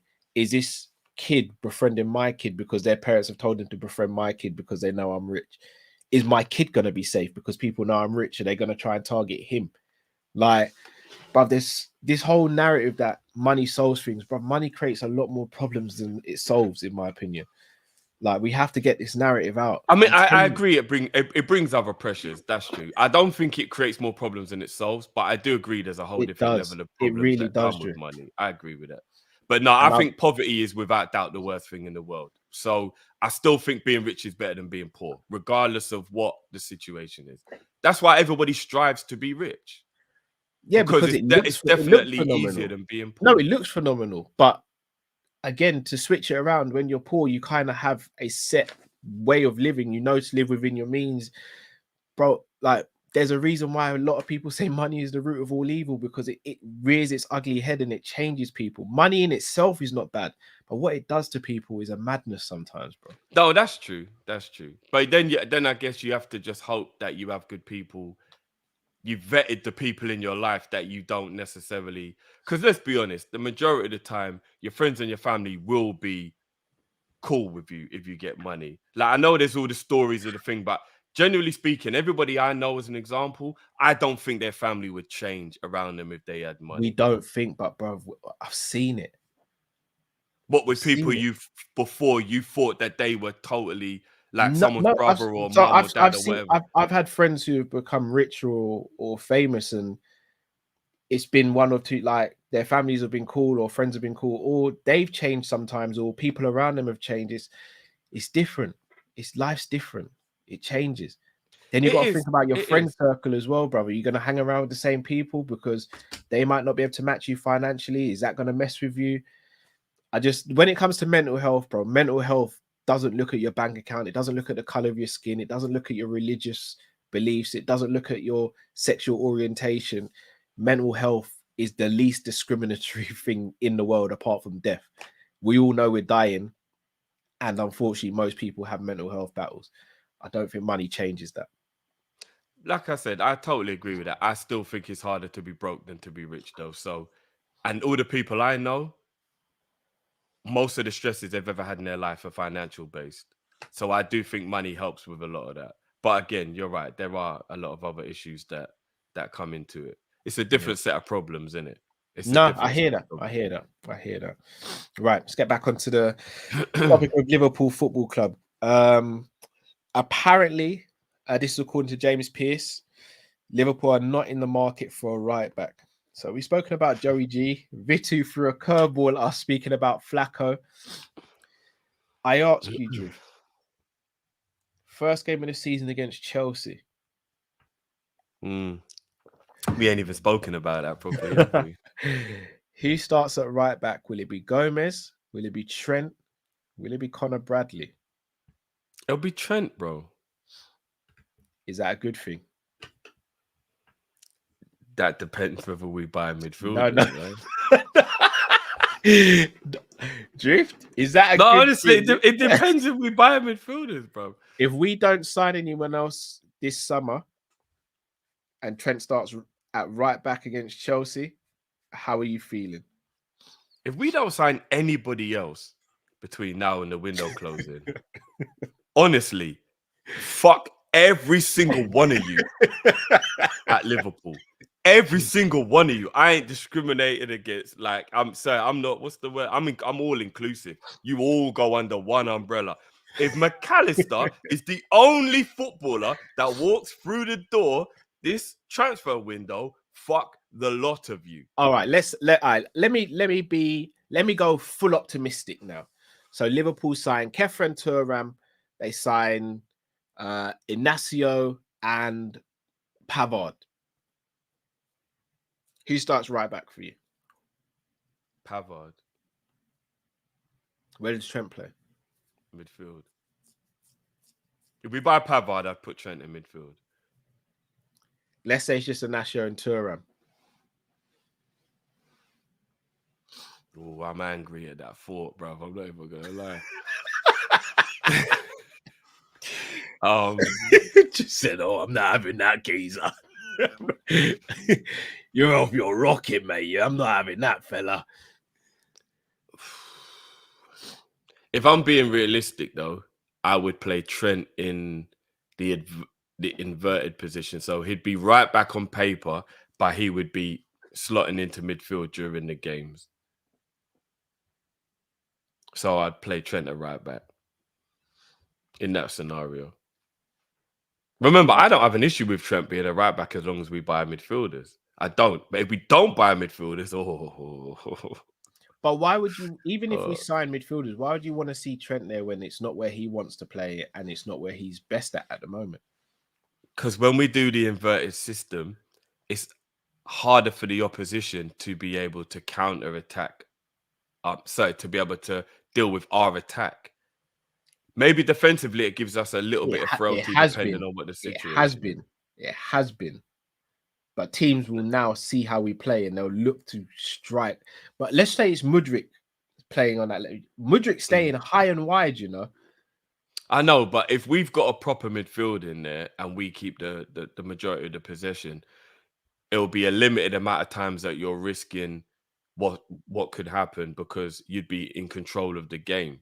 If it's a crap midfield, it's always a worry because you just keep losing the ball, etc. But if you've got a brilliant midfield, if you've got Thuram, Thiago, McAllister, the likes of brilliant midfielders playing in midfield, and then Trent keeps on doing inverted and becoming a spare man in midfield. You've got Ibu playing on that right side of the three at the back, and you've got Anasio playing or what have you. So you're more balanced in your defense. I think you'll be all right. But if you've got a crap midfield, you can be caught out. And that's why I think towards the end of the season, we started to get a little bit caught out because the midfield still isn't up to scratch. So I think it does all depend on the players around you when you're doing that role. So Trent at right back, being inverted, but a proper midfield that will keep the ball, will have possession a lot, and Trent becomes a spare weapon. Cool. Kind of the same way Trent was a spare weapon at right back when we had our proper midfield. When we had Gini, Flacco, Hendo at their peak, Trent was actually a spare weapon. That's the reason why being at right back was so effective. And we did it for 2 or 3 years and everybody knew, but they couldn't do anything about it because the team was good and it worked. And then once the team stopped working, all the holes started to appear. So if you put a proper midfield in there, Cal, and you've got proper players back in midfield and we don't just keep losing the ball and the turnover and all that stuff. And again, the forwards have to get involved in this as well. They've got to start pressing better. They've got to start being more defensive from the front. Jota, we know, is brilliant at it, but Gakpo, Nunes, they've still to prove that they're good at doing that pressing, pushing from the front, making sure that we squeeze. Diaz as well. I think Diaz is good. Yeah, Diaz is good at it. And obviously Mo's, that goes without saying, Mo's good at it. But like the Nunes and Gakpo, they've got to prove whether they know how to come in and now learn how to squeeze and push up and press and do all of that kind of stuff. Maybe we do have to go Diaz, Jota and Mo because they know how to do it. They've already proved they know how to do it. Squeeze the defense of the opposition, press, don't even give them an out. And if they've got no out and our midfield is on top of the other team's midfield, all of a sudden we're getting those goals high up the pitch. We're winning the ball back. We're doing what we used to do.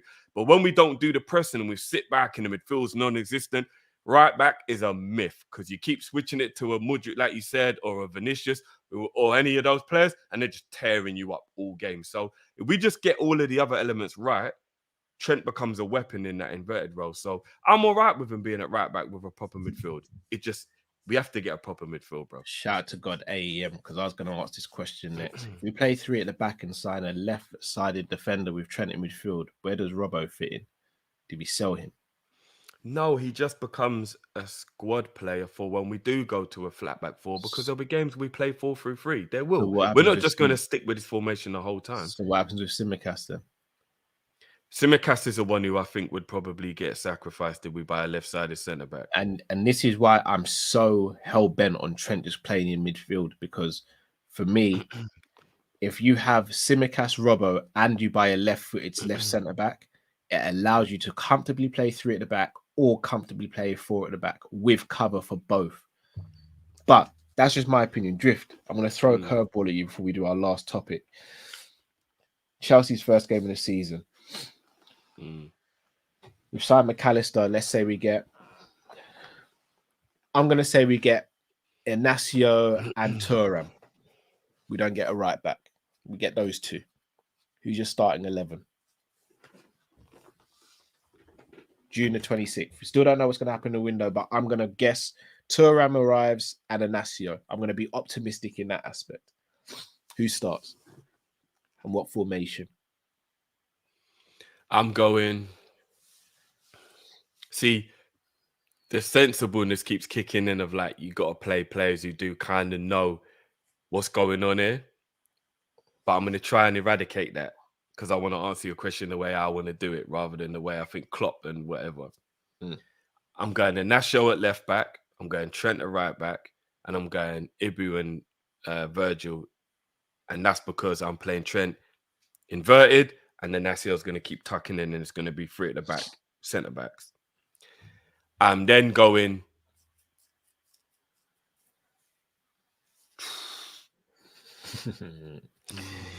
Yeah. I'm going. Got him. I'm going. Flacco DM, McAllister right centre 8, Thuram left centre 8, and then I'm going Gakpo, Diaz, Salah. Wow.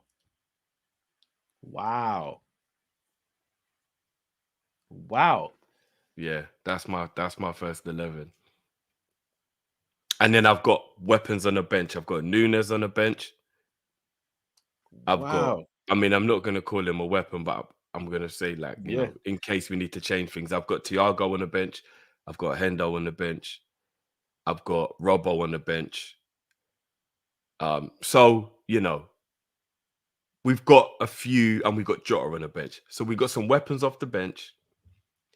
And I think that will be my first 11. I'm going to be real. I'm going Robbo left back, Virgil, Ibu, Gomez. I'm going, it's got to be Flacco in the 6, McAllister and Thuram. So same midfield as me? No. Yes. I'm going to be real. I know people ain't going to like me saying this. With it being McAllister, I think McAllister's got to be a starter. Thuram just come in here. I may be tempted to go Curtis Jones. Over Thuram. Oh, sorry. No, what am I doing? Trent right centre midfield. Sorry. Trent. What am I doing? Trent. McAllister, Fab and Trent. My bad. Apologies, people. Apologies. Sorry. I glitched. I glitched. Oh, must So so Trent you, right so you're centre benching Thuram first game of the season. Yeah, man. Okay, fair It's a enough. weapon off the bench, as you said, isn't it? No, I know, but I said fair enough. Fair dues. Yeah, bro. Somehow I have to sit down for Trent, bro. Salah, Jota, and Diaz. I'll be honest, I don't know. I find it crazy how Jota ain't a start for everyone. Bro, it's like picking apples and oranges. They're both It's good not, for you. though. Like, It's not, though. He's the, it's in just my how opinion, you feel. he's the only proven striker we have at the club. Yeah, but the reason why I'm going with Gakpo for the team is I like the fact that with Gakpo dropping in, you get Mo to be where he's most deadly at, which is central. And it also means that you link up and you start to create extra bodies. So, Cal, here's the reason why I love McAllister in midfield, we don't need to have anyone drop deep. No, but this is why you overwhelm the pussies. So if I've got the invert, yeah. If I've got Trent inverted, Cal, yeah. When I go to 3 at the back and Trent moves in to be a pivot, yeah. With Flacco, that's an extra body in midfield. If Gakpo is dropping in, there's going to be times when I've got 5 midfielders, Cal. I'm overwhelming them. They won't, like, at times I've got 5. I'm just overwhelming them, bro, in midfield. Yeah, but I'd rather They'll feel overwhelm like them they've by got a man scoring sent goals. off. They're going to be like, hold on, we get a man sent off. Why are we being overrun like this in midfield? And then that is how you overpower teams. And that is how, you know what I mean? And then you just got Mo to keep tucking them away. You got Diaz to be creative, carry the ball a bit. You got the three solid at the back. You got Inacio, Virgil, and Ibu just being solid at the back. You got Ali for the last minute saves as well. Like, I'm overwhelming them in midfield, Cal. Like, just imagine that. That's Trent, Flacco, McAllister, Thuram, and Gakpo. Oh, yeah, bruv, I'm overwhelming these pussies in midfield. It would be a beautiful way to be an evolved version of what we were in the 4-3-3 when we used to overwhelm teams. It'll be like an evolved version of that. Once Trent comes into that midfield and they don't know what to do with him, and Gakpo's dropping in and they don't know what to do with him, and you got McAllister making late runs so he can arrive maybe and kind of maybe start adding some goals in. I just think you can overwhelm people with that midfield, bro. I think that midfield would work perfectly. But I get the logic of having a proven goal scorer up front in Jota. I've got absolutely no issue with that as an example. Or Nunes, because, you know, they're goal scorers. I've got no issue with Robbo being at left back. I love Robbo. I just like the idea of the three at the back with the invert. Gakpo drops and you just overwhelm them. And then it continues to allow Mo the space to do what Mo does, which is just score goals. You just leave the goal scoring to Mo and we'll overwhelm the midfield and we'll keep creating. McAllister can chip in with making goals with those runs and etc. etc. So I know I'm living in an ideal world. I know what I just said is very idealistic, but I think he's very capable based on the quality of those players. If Thuram comes through the door, if Inacio comes through the door, and, you know, I really want people to simmer their expectations on McAllister.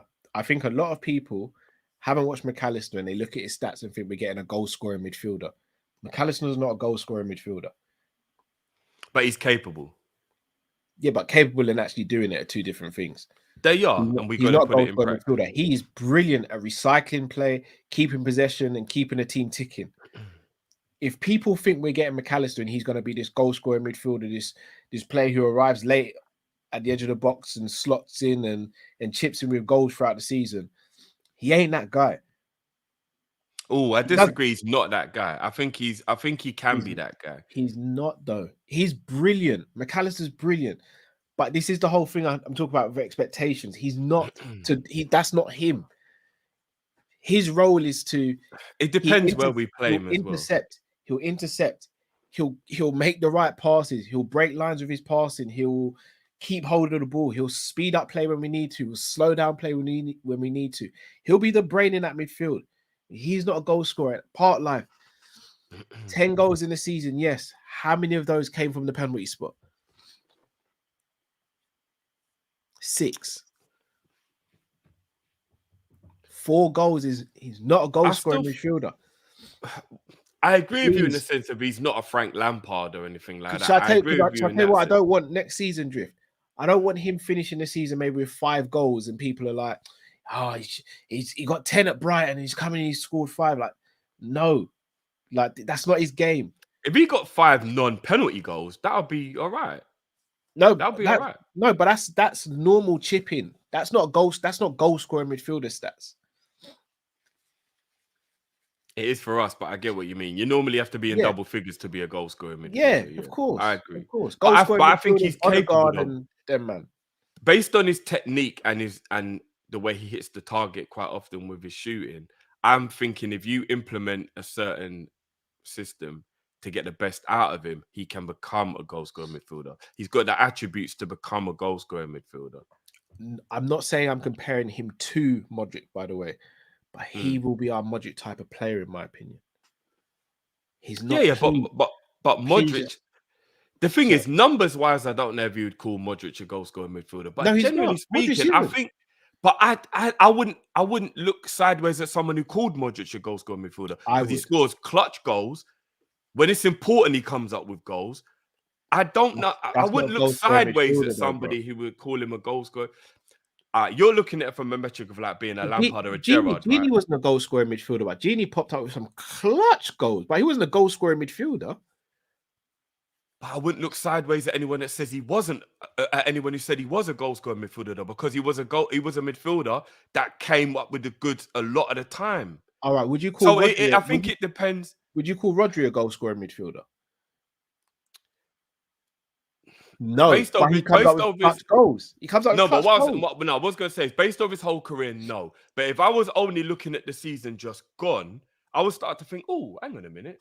But if I know Rodri's further back than that, so I'll say no. But if you just look at the season just gone, maybe. What? How many goals did he get? I remember a lot of important goals he scored, though. So I'm saying he gets clutch goals. Flacco's got clutch goals, but they're not goal scoring midfielders. But is it not fair to say? Nah, I don't know if I say Flacco got clutch goals. Did he get clutch goals? I know he scored quite a few goals, but did he get clutch goals? Couple of game-winning goals he has, or clutch goal. The one against Man City, Burnley away. He's had some goals where you're like, fair enough. But then again, that was just one season out of his career, though. That's what I mean. So, like, yeah, he's not a goal scoring midfielder. No, but like, Crystal if Flacco Palace- did that every year, I'd say he was a goal scoring midfielder if he did that every year. Do you get what I mean? That was just a one-off, though, right? I think there's a very thin line between clutch and goal scoring midfielders, because if you're clutch, there's something about you. Do you get what I mean? That maybe you don't necessarily push forward to try and get goals in other scenarios because you don't need to, but it's in you if you need to. Do you get what I mean? So, like, I think there's a thin line between being a clutch midfielder and a goal scoring midfielder. How many goals do you think Rodri got last season? The season just gone. Probably about 4 or 5. Yeah, exactly 4. But because they were important goals. That's what I'm saying. Yeah, but so what I'm saying is, but it's probably because he took it upon himself in that moment to chip in and help, whereas he probably doesn't need to a lot of the time. So that's what I'm saying. There's a fine line. Do you get what I mean? Because if you're capable when it's needed to be clutch, maybe you would be more like that if necessary. But your team's good and you don't need to do it very often. And you've just stepped up in that moment because, do you get what I mean? It was necessary in that moment. Remember the game, they were struggling against Milan, stepped up. They were struggling a bit against Bayern Munich, stepped up. Like he doesn't need to in other games when the other midfielders are bossing it. And so, yeah, I wouldn't call him a goal scorer midfielder, but I think because Gini treaded that line of being a goal scorer midfielder for me. As Holland, he used to bang in goals. I was just going to say, and this again, before anyone comes at me in the comment section, I'm not cussing Klopp. I think if Klopp allowed Gini to be the Holland Gini, I think we'd have had a goal scorer midfielder. Yeah, Holland let him off the leash. But he had no leash at Holland, bro. Forget about let off the leash. He had he was pretty much in a free roll. He got to walk around the yard, bro. That was his thing. Like, he was brilliant. Right. Speaking, this is funny. No comment. No comment. Oh, Romelu. Yes. Right. Drift. We've spoken about Genie, and that's a nice little segue, because we're going to be speaking about him and a couple other players. You might want to close your ears for this one, though, Drift. Sadio Mane has been voted the most disappointing player of the Bundesliga season. And it's a short debate I want to have with yourself and everyone in the comment section and everyone who's in the live chat as well. Klopp has his faults, absolutely. He's not perfect. But one of the reasons why I'm not Klopp out is, one, because I know what the owners are, but two, also because I know, and I still believe to this day, he is his own worst enemy. And if he gets out of his head, he makes us great again. I'm going to reel off a list of names that have left Liverpool under Klopp, and I'm going to ask you, have they gone on to do better than when they're at Liverpool?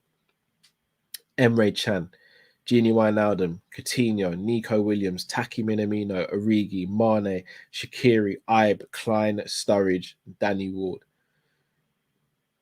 None of them have improved as players. None of them have improved career-wise. Emre Can, possibly. No, not Emre. He's had a brilliant... No. Maybe brilliant too far, but I think he's had a good career since he left. No, he's been basic. No, I think he's had a good career since he left Liverpool. He's been basic, Drift. I think that's a bit harsh. Every time I've watched him, he's been good. I don't think he's improved as a player, though. He's just been basic. I don't know, man. He's been playing right back, centre back. I don't know. He's been a utility man. I will say that. I'll say Emre Can's had a good career outside of Liverpool. There's two players who have left Liverpool in recent years that I think have actually thrived and done okay, and that's Lallana and Lovren. What you mean? So you mean they have to have done better than they did at Liverpool? You mean? Well, I mean, Chan left for what reason? Because he wanted to be a mainstay in the team, right? Well, He wanted to apparently be he left one. because he didn't want to battle for his place. How'd that work out? The thing is, the killer is he wouldn't have had to battle Naby. Yeah. Naby battled himself and always lost. Like, but it does pose a question for everyone. And again, I'm not even getting at the Klopp outers. You guys know my thoughts on that. I don't agree with Klopp outers, but I don't think anyone who's Klopp out is crazy or being radical or being a hipster. But this notion of Klopp being finished as a manager, I think we only have to look at some of the players on that list, and you look at the fact that they've left. And look, some of it could be down to Klopp why they're not thriving anymore because with Klopp ran them into the ground. But when it comes to Gini, Coutinho, Origi, Mane, those four in particular played the best football of their lives under Jurgen Klopp. Left and weren't the same. They weren't the same. And they all improved under Jurgen Klopp's tutelage as well. So, is he still the manager for Liverpool? In my opinion, yeah. He is. But I still need to see him do it. I got a quick message for all of those people who actually voted, because it's a voting system, right? What's for that? Mane. This whole thing. It's a voting. You not listen to anything I've said. You just heard Mane at the beginning. All right. So before I answer your question, it's just a little message for all them Bundesliga bridging them who tried to vote my boy the worst. Anytime, you never know. Anytime when I want to try that pussy, on the dad, me not try to no man boy, but no boy to do that pussy.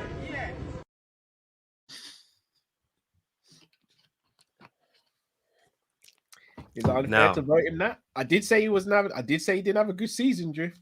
Look, he started not thingy, then he picked up, then he was doing well, and then he got the injury. He missed the World Cup, and he couldn't get himself back in the squad afterwards.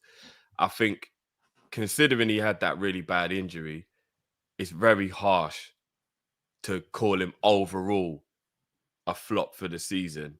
That is extremely harsh. Before the injury, Drift, he was not having a good season.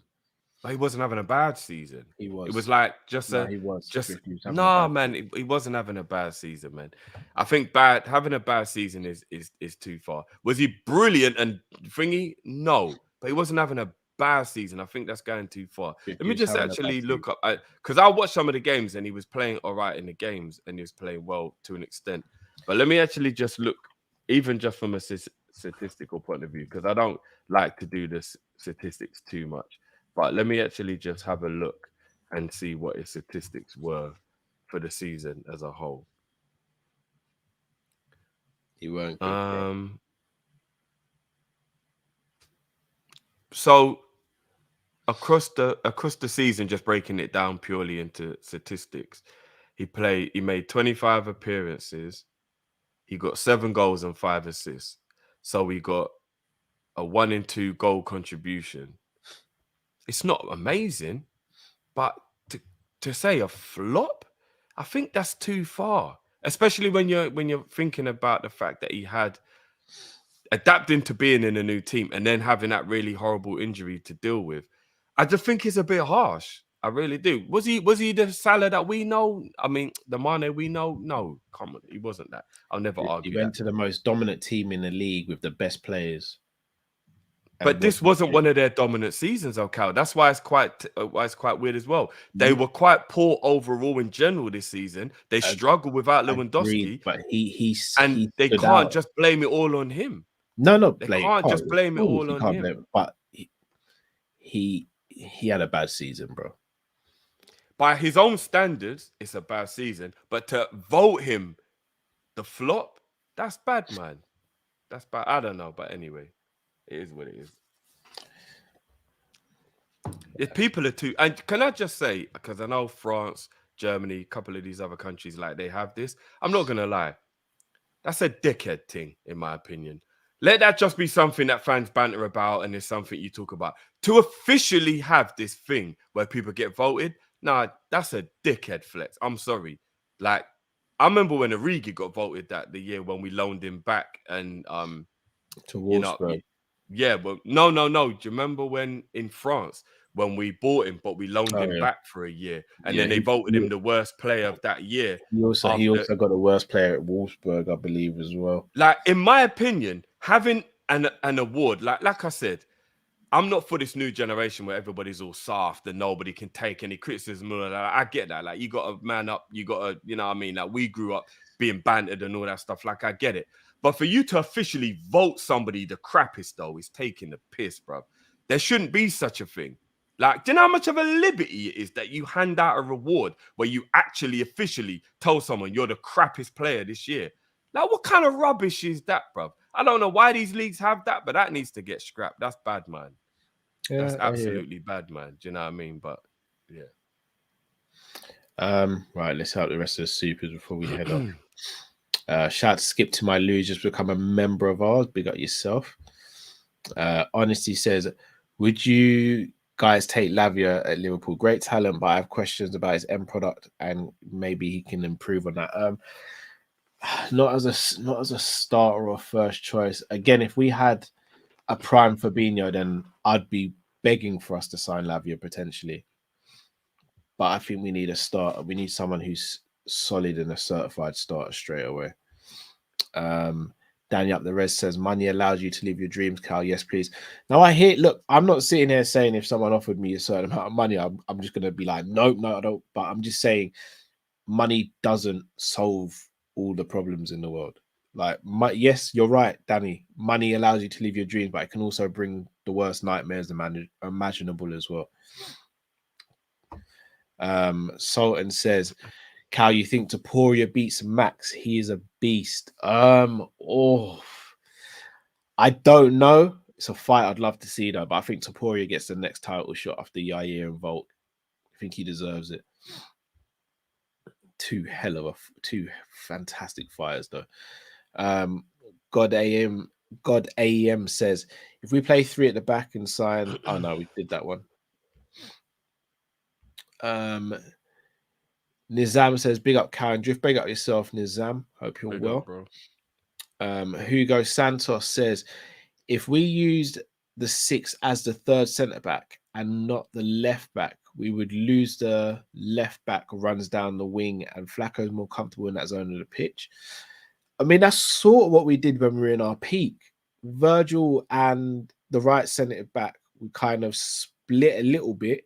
And Flacco would drop in almost playing slightly in front, and then Robbo and Trent would advance up the pitch while Hendo and Genie kind of filled in those spots there, the wing back spots.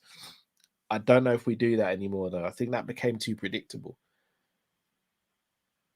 Teams were able to just sit deep and put defenders, pack the box out of defenders and head everything away. So I don't think we do that anymore.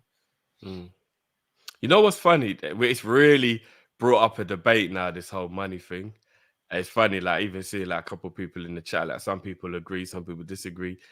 I think one thing people need to just kind of remember, from my like personal point of view, life will always have issues. And there are some things that it doesn't matter what the scenario is, money will have absolutely nothing to do with it. So that's completely factual. But I still think it's pretty obvious that wealthy issues are easier to overcome outside of health than broke issues. So that's more where I stand on the scenario. Even sometimes with health, like when I had, like, I went for a very severe illness, and in the end, I went private because the NHS just wasn't like helping, and the private care probably was how I recovered, and it was better for me. So just an example, having money means I'd always be able to go private. So even sometimes it can benefit health because you can actually get better care, better doctors, and, you know, go down that rope. So even sometimes money even helps with health. It can't cure illnesses, but, like, you know, sometimes it can actually help with that. So yeah, it's good conversation. It's grown up conversation, but I still think all issues with money are easier than without money, because some things doesn't matter whether you're broke or rich. Like, for example, if you get a life-threatening illness, it's irrelevant whether you got money or not. That's now we're talking about Mother Nature, Father Time. We're talking about things that no one has any control over. That's God, right? But generally speaking, I think issues with money is easier than issues without money. But it's brought up a good conversation in the chat. Yes. Isha says overwhelm the P.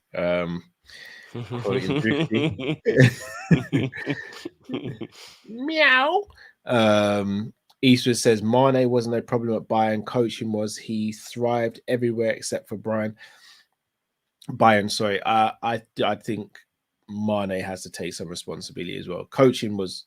Bayern had a bad season. Crazy because they still won the league, but they had a bad season. But Mane has to take responsibility for some of his performances. Guy Fawkes says Origi probably gets the worst player in Serie A too. Poor, yeah, he's not covered himself. He's sorry, Drifter. He's not covered himself in glory this season either. It just seems to be that managers like boying him off, the poor kid. But give him a chance to score the winning goal in the Champions League final, innit? It is what it is. Do you guys think VAR is a match fixing tool in the wrong hands? Yeah. It's just a more raggo match fixing tool, isn't it? On this, Cal, that's a little segue into a little gripe I have. Go on. You see that under the under 21s tournament, right? There's no VAR. What? And there's no goal line technology. Sorry, what? Yeah. And in the France-Italy game, Italy scored a goal that if there was both would have counted. The camera angles and the way it looked, it went over the line. And then if it didn't go over the line, the French defender handballed it on the line, so it would have been a penalty. But France got away with it because there's no goal line technology and there's no VAR. So I ask you this, Cal. Why on earth are we constantly told about money doing this and money's going here and money's doing this and money's doing that? But a tournament of the importance of the next generation, because let's remember, any under something tournament is showing what the next generation is about, right?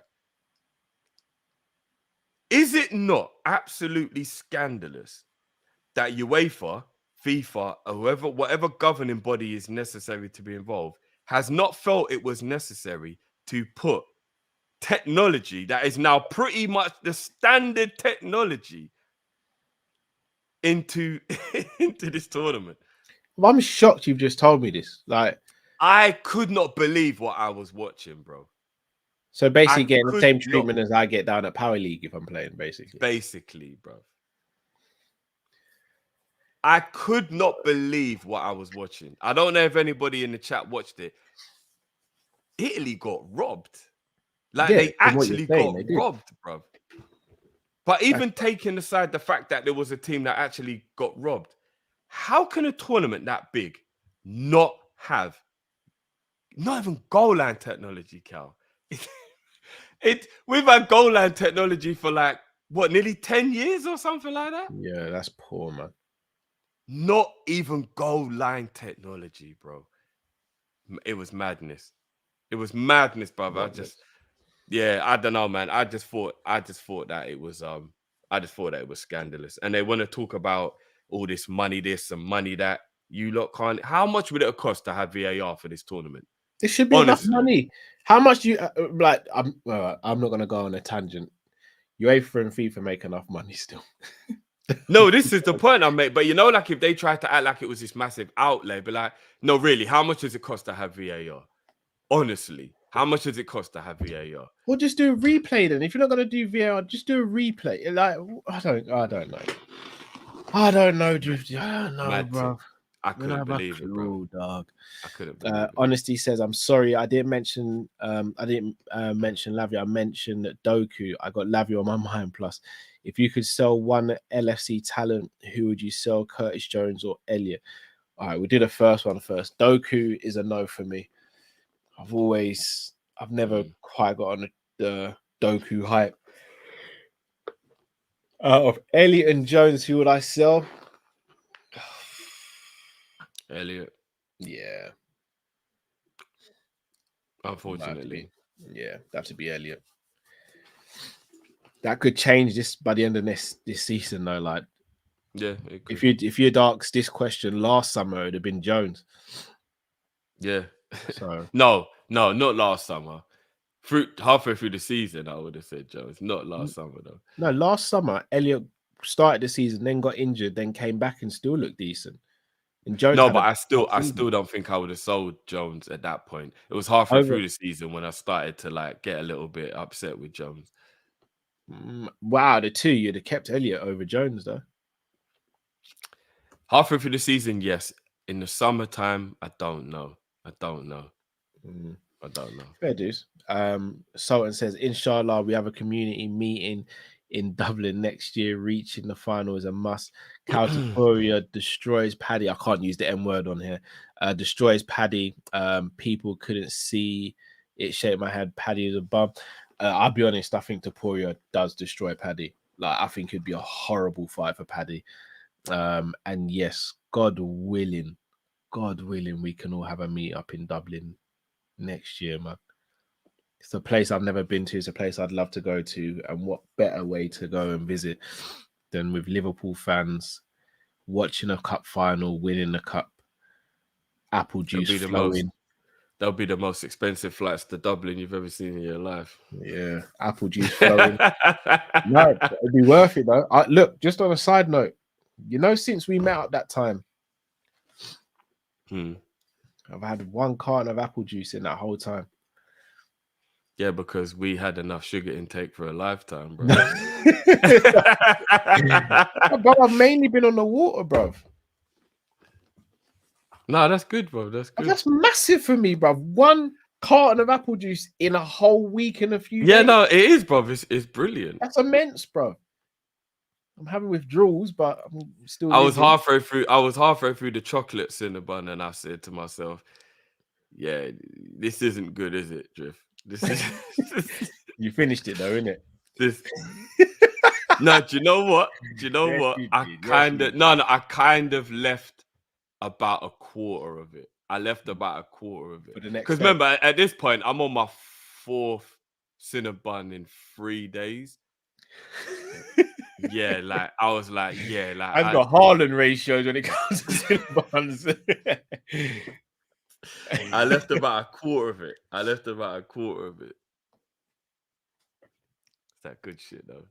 But as I said, when the missus starts questioning how much, the missus treated it like we had a drug transaction when I came home, bro. Like, you'd have thought you sold me the hard stuff and I was about to just distribute, bro. The way she acted, but yeah, getting there with this diet, not on a Tarmizi level, but starting slowly and then gonna build into it. But people, I don't know, any more supers? No. We are gonna wrap up here. If you haven't already, check out the daily news show that Drift did earlier. Spoke about Diaz getting a number 7 shirt. Spoken about who else did you speak about, bro? Salah rejecting. Bobby potentially going Saudi Arabia as well. So make sure you check that out. 10 minutes, people, to watch that. Big up to Sadiq. No, not too cinema. I wish that would be the perfect life for me. Sadiq followed suit, bro. He's an absolute legend. Say that again. Sadiq followed suit after we went. He went. You've been having 2-a-days. Yeah, bro. Sadiq's a legend, bro. Big up. Legend. No, Cinnabon need to put. I'm gonna email them tomorrow, bro. They need to put us on, man. No, they actually do. They probably think it to themselves. Oh, we've had an uptake recently. What's going on there? It's us. It's us on Team Kopish. So we'll get on to them for that. But now, people, you've all been fantastic in the comments. If you haven't already, please do smash that like button. Please tell a friend to tell a friend. We're on the road to 30k. We're getting close, people. We want to hit that before the season starts. So please help us. We are going to be back this week with a couple of shows. So make sure you switch on the notification bell. Also follow us on social media as well, where you'll be getting updates there as well. Drift, anything you want to say to the people before we head out? No, big up everyone, man. Love as always. I might as well just address the elephant in the room because I know John's thinking Wagwan. So we've now moved our calling show to every last Friday of the. Hopefully, everybody watched our Friday show that we put out. Big up to everyone who did. We will now be doing our calling show once a month. A little bit of remixing we're doing for the new season coming up and stuff. We don't want to get rid of that show. We know that show is one of the shows that you guys enjoy the most. But we're going to be doing that once a month instead of every Friday now. People have, got to start getting their Fridays back, weekends back, etc., etc. But plus we know Europa League as well is throwing that into a little. Yeah, bit. Europa League is definitely going to be messing about with that and stuff. So we're going to do a little bit more juggling, but that's the reason why, guys. So every last Friday of the month now will be the calling show. Give you lots something to kind of like look forward to, I guess, because it won't be so regular as well. And in regards to, I know I was meant to do the dye my beard forfeit on the Friday just gone. So just to John, and I mean, I think Cal can attest to this. I'm definitely a man of my word, and if I say I'm going to do something, I would do it. But in this scenario, I had an event this weekend, and I wasn't going to not cut my beard because of that. You know what I mean? Like, my real life obviously is more important. So as you can see, I barely have a beard now because I had to cut my beard. But one thing I will say, and I've said this to Cal off camera, I did have a little think about it. And respect to John, obviously. John, you know I love you. But me doing a forfeit for somebody getting caught slipping, I just thought, nah, do you know what? Nah, not this time. Let's make this something properly or let, you know what I mean? I just thought, because I'm not going to lie, if I fell asleep on a stream, I'd just turn into a meme. So protect yourself at all times, John. That's all I'm saying. So moving forward, if there's any other scenarios and stuff like that, then obviously I'm a man of my word. I've done it in the past. I've dyed my beard in the past. Like everybody knows, like I don't gas. You know what I mean? I'm not that guy. But on this scenario, I had a little think about it. I was like, hold on, I'm not gonna cut my beard for my own personal life. And I'm doing a forfeit for what? Because someone else has caught slipping. I thought, nah, do you know what? I kind of got peer pressured into that. So no, we're gonna fall back on that. It is what it is. And at some point, we'll see how it goes. But look, I know if I fell asleep on a stream, I just turn into a meme. And I don't even mean that to happened to me, bro. I fell asleep during the UFC. Chris Angel and a couple people have clipped me up, bro. There you go, bro. Do you know what I'm saying? So, you know what I mean? It is. I did know, though, that's the thing as well. I even proved it wasn't my fault. What was I even doing a forfeit for? It wasn't even my fault. So it's you know what? John said it was your fault, bro. So it's your fault. Yeah. John just got... We all get caught slipping, John. It happens. But, you know what I mean? Eastwood says, Drift, paint your hairline for the week to make it up to John. Eastwood. I thought we were friends, bro. Brother Rigi's not here anymore. He's got no security work anymore. We'll secure the hairline, big man. What hairline? Mad thing. No, but people, as you know, it's always a pleasure rocking with you guys. Members, also keep a lookout. We've got some new stuff coming for you guys as well. So make sure you keep afloat with what's going on. People, as always, it's a pleasure doing these shows for you. It's a pleasure chopping up with you guys. Hope you enjoyed the show today. Make sure you leave some comments in the comment section as well. And people, till we see you next time, stay safe, stay blessed with Kopish from our people. Take care. Peace.